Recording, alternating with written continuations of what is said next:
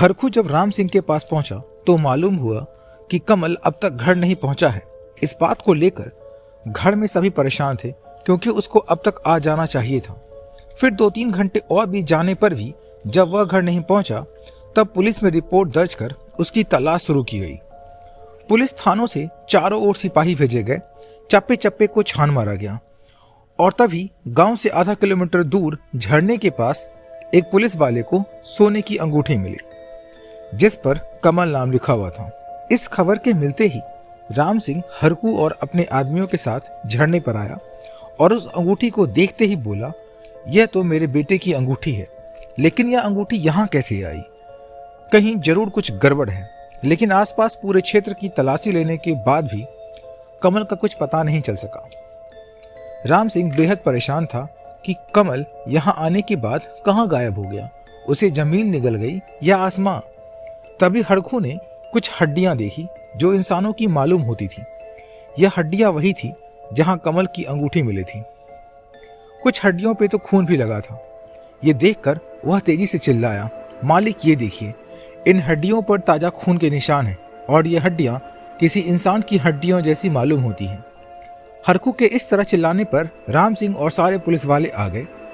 उनमें से एक पुलिस वाले ने कहा कि यह तो किसी इंसान की हड्डियां ही हैं और तभी थोड़ी दूर पर उन्हें एक इंसान की खोपड़ी भी मिल गई और यह खोपड़ी भी बिल्कुल ताजी थी क्योंकि इस पर भी खून लगा था।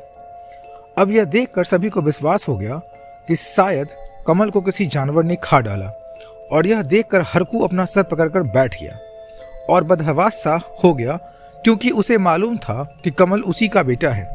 और जब पुलिस ने और भी गहनता से छानबीन की तो एक मानव शरीर की लगभग सभी हड्डियां मिल गई जिसमें कुछ तुड़ी मुड़ी थी और कुछ हड्डियां बुरी तरह से चबाई हुई मालूम पड़ती थी।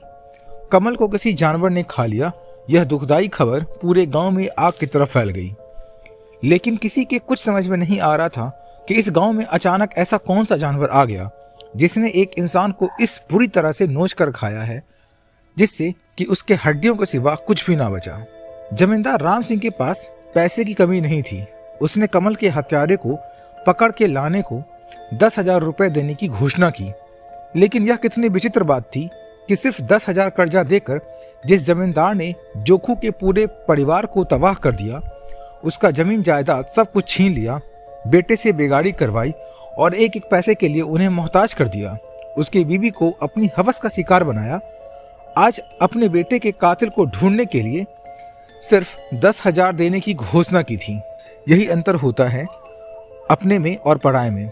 किंतु राम सिंह की इस घोषणा के बावजूद किसी भी इंसान या जानवर का कहीं पता नहीं चल सका जिसने कमल की जान ली थी। उधर राम सिंह के घर में कोहराम मचा हुआ था और इस खौफनाक हादसे को देख गांव के तमाम लोगों ने अपने घर से निकलना बंद कर दिया था क्योंकि इस तरह दिन दहाड़े किसी को मारकर खा जाना ऐसी पहली बार हुआ था उस गांव में। और किस जानवर ने इतनी बेदर्दी से कमल की जान ली, यह रहस्य का सुलझना अभी बाकी था। और राम सिंह की बीवी को जिस समय पता चला कि उसके बेटे कमल को कोई जानवर मारकर खा गया तो वो बेहोश हो गई और बहुत मुश्किल से 4-5 घंटे बाद उसे होश आया। इस घटना ने मानसिक और शारीरिक रूप से उसे तोड़ दिया था। राम सिंह और पुलिस महकमे को यह बात बिल्कुल समझ में नहीं आ रही थी कि आखिर यह सब कैसे हो गया और इस केस की तहकीकात कैसे की जाए। अगर किसी और का बेटा होता तो इस केस को एक हादसा मानकर तुरंत क्लोज कर दिया जाता, लेकिन यह सवाल गांव के जमींदार का था और 10,000 इनाम का भी। हरखू देर रात घर आया और लावण्या से पूछा, बेटा, जमींदार के बेटे कमल को कोई खूंखार जंगली जानवर मारकर खा गया और बेटा तू तो सुबह झरने पर नहाने गई थी, इसलिए सोच कर बता कि क्या तूने वहां किसी जानवर को देखा था? क्या तूने जमींदार के बेटे कमल को वहां देखा था? क्योंकि जिस समय तू झरने पर गई थी ये घटना उसी समय के आसपास की है। लावण्या ने अनजान बनते हुए कहा, ना बापू, मैंने तो वहां किसी जानवर को नहीं देखा, लेकिन यह कब और कैसे हो गया? हरखू की आंखों में आंसू भर आया। पता नहीं यह कब और कैसे हो गया। इस गांव में आज तक ऐसा हादसा कभी नहीं हुआ और यह हादसा भी मेरे बेटे के साथ ही होना था। न जाने क्यों यह ईश्वर हम गरीबों पर ही अत्याचार करता है। मेरे बेटे, इसका क्या अर्थ हुआ बापू? लावण्या ने आश्चर्य से बापू से पूछा। बेटी, यह राज मैंने आज तक तुझसे छुपाया कि तेरा एक भाई भी था। मुझे इस बात की सौगंध थी कि यह बात जिंदगी भर राज ही रहेगा, लेकिन जब तेरा भाई मर चुका है तो इस राज का अर्थ क्या है? इसलिए किसी को बताऊं या ना बताऊं, मगर तुझे ये बताना जरूरी था। लावण्या ने कहा, जब आज तक इस राज को मुझसे छुपा कर रखा तो आज भी नहीं बताना चाहिए था, क्योंकि जिस भाई को जिंदा मैं देख ना सकी उसको मुर्दा देखने पर कितना दर्द होगा मुझे। क्या इस बात का एहसास है आपको? आपने यह रहस्य मुझे क्यों बताया?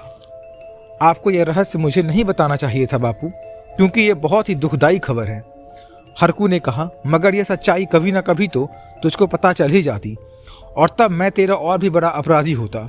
इसलिए आज मैंने यह सच भी तुझे बता दिया, और यही सच है कि कमल तेरा भाई था, सगा भाई। और यह कहकर बापू आंखों में आंसू भरकर अपनी झुग्गी के सामने पत्थर की एक चट्टान पर बैठ गया। उसके सिर में तेज दर्द था और ऐसा लगता था जैसे उसका मस्तिष्क की नसें फट जाएंगी और उसके जीवन का भी अंत हो जाएगा। कमल के इस दर्दनाक मौत के बारे में सुनकर हरखू का बुरा हाल था, और अब लावण्या भी बहुत ज्यादा परेशान हो गई और अपना होश खो बैठी, क्योंकि जो धुंधली धुंधली सी तस्वीर उसके आंखों के सामने थी अब वो थोड़ी थोड़ी स्पष्ट होने लगी थी। और इस सच को जानकर उसके होश उड़ गए कि उसकी इज्जत पर हाथ डालने वाला और कोई नहीं बल्कि उसका ही अपना सगा भाई था। एक भाई ने ही अपनी बहन की इज्जत लूटने की कोशिश की। इस सच्चाई ने उसके मन मस्तिष्क को झकझोर कर रख दिया। उफ गॉड, यह कैसा अनर्थ हो गया। लेकिन तभी उसने सोचा, जिस तरह उसे नहीं मालूम था कि कमल उसका भाई है, तो शायद कमल को भी यह बात मालूम नहीं होगी कि मैं उसकी बहन हूं, क्योंकि अगर उसको यह सच मालूम होता तो वह इस तरह की घिनौनी हरकत कभी ना करता और आज वो जिंदा होता। इतने बड़े राज को छिपाकर मेरे बापू ने सही नहीं किया, और राम सिंह ने भी। और एक सच यह भी है कि मेरे बापू जमींदार राम सिंह और मेरी मरी हुई माँ के कारण ही मेरे भाई को अपनी जिंदगी से हाथ धोना पड़ा। इन तीनों ने मिलकर मेरे भाई की हत्या की, क्योंकि अगर उसे मालूम होता कि मैं उसकी बहन हूँ तो वो मेरी इज्जत लूटने की कोशिश ना करता, ना ही डायन उसकी जान लेती। और तभी उसने अपने दोनों कान पकड़ ली और बोली, अरे नहीं, यह मेरे मुंह से क्या निकला? वो डायन तो कोई पुण्यात्मा थी, क्योंकि अगर उसने उस समय मेरी जान ना बचाई होती तब तो अनर्थ हो गया होता। एक बहन की इज्जत उसके अपने भाई के हाथों ही लुट चुकी होती। और तभी उसकी अंतरात्मा ने उसे कहा, कौन भाई, कैसा भाई और किसका भाई? क्योंकि कमल तेरा भाई नहीं था और वो तेरा भाई हो भी नहीं सकता। जो अपनी बहन की इज्जत से खेलने की कोशिश करे वह भला उसका भाई कैसे हो सकता है? लेकिन प्रश्न घूम फिरकर फिर वहीं अटक गया कि अगर कमल को मालूम होता कि मैं उसकी बहन हूं तो क्या तब भी वह उसके साथ इस तरह की गंदी हरकतें करता? नहीं करता। लेकिन अगले ही पल उसके विचारों ने फिर पलटा खाया। मतलब आज मेरी जगह कोई और लड़की होती तो क्या उसकी इज्जत से खेलने का उसको अधिकार था? जो गलत है वह गलत है। इसलिए अगर वह मेरा भाई भी था तभी उस जैसे भाई को जीने का कोई अधिकार नहीं, जो मासूम लड़कियों की इज्जत से खेलता हो, उसके जिस्म को अपनी जागीर समझकर उनकी बोटियां नोचता हो। मेरी जान तो उस महान आत्मा ने बचा ली, लेकिन मेरे भाई ने मेरे जिस्म के साथ जो दरिंदगी की थी उसके निशान अब भी मेरे बदन पर मौजूद हैं। उसके नाखूनों के निशान मेरी छाती पर, मेरी गर्दन पर, मेरी पीठ पर। फिर उसने जमीन पर सजदा देकर कहा, हे माँ, मुझे माफ करना जो मेरे मुंह से तेरे लिए डायन शब्द निकल गया। मुझे नहीं मालूम कि तू कौन थी जिसने उस दरिंदे से मेरी जान बचाई, लेकिन तू जो भी थी मेरे लिए तो तू पूजनीय है और हमेशा पूजनीय ही रहेगी।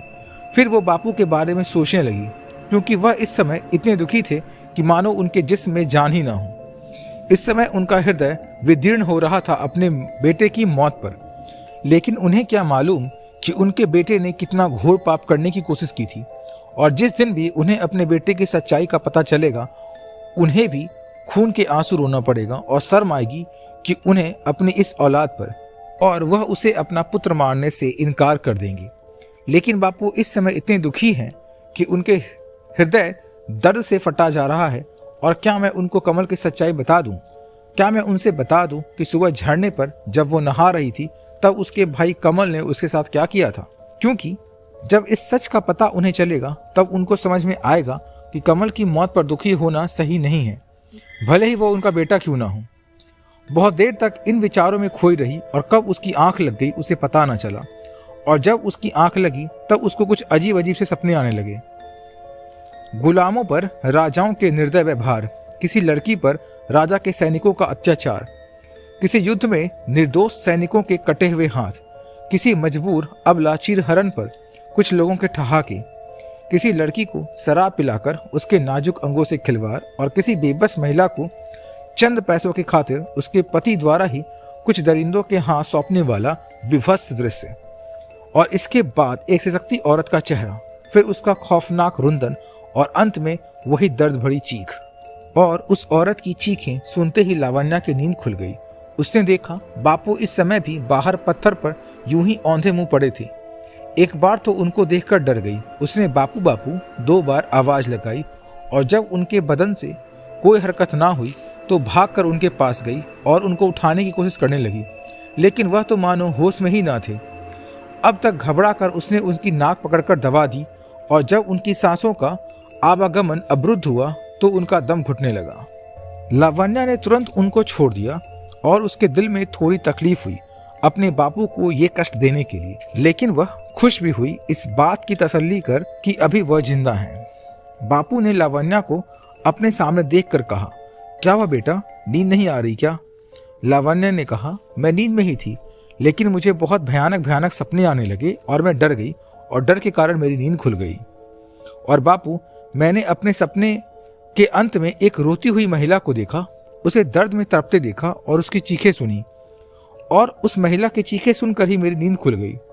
हरकू ने कहा, जब किसी अपने की असामाजिक मौत हो जाती है तो उसके जानने वाले को अक्सर इस तरह के डरावने सपने आते हैं, लेकिन तू मत डर, कुछ दिन बाद सब ठीक हो जाएगा, क्योंकि कमल की आत्मा भी कुछ दिन तक भटकेगी और किसी न किसी रूप में तुझे दिखाई देगी और मुझे भी, और कुछ दिनों बाद शांत हो जाएगी और फिर सब कुछ सामान्य हो जाएगा। अच्छा बापू, लावण्या ने कहा और फिर से सोने की कोशिश करने लगी, लेकिन उसे नींद न आई।